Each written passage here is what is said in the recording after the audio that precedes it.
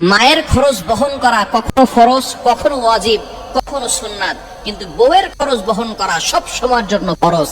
এই বউ যিনি, যাকে আপনি বিয়ে করে নিয়ে আসছেন, তিনি আপনার দায়িত্বে।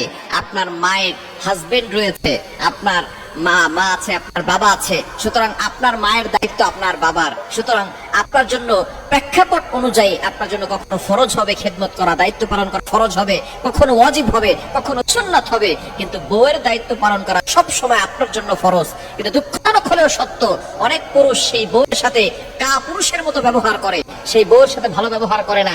মায়ের কথায় বউকে সকালবেলা 3বার তালাক দেয়, বিকালবেলা 3বার তালাক দেয়, আবার সেই বউর সাথে রাত কাটায়। সুতরাং এই জন্যই বর্তমানে বিভিন্ন সংসারগুলোতে হারাম সন্তান পয়দা হচ্ছে। এজন্য আমাদেরকে সতর্ক থাকতে হবে। মায়ের কথায় বউয়ের উপরে রাগারাগি করা, আবার বউয়ের কথায় মাকে গিয়ে গালাগালি করা, এটা কোনো পুরুষের পরিচয় হতে পারে না। বউকে ভালোবাসতে হবে, মাকেও ভালোবাসতে হবে। মা হচ্ছে শ্রদ্ধার জায়গা, বউ হচ্ছে ভালোবাসার জায়গা। এই দুইটি বিষয় খেয়াল রেখে সামনে অগ্রসর হতে হবে।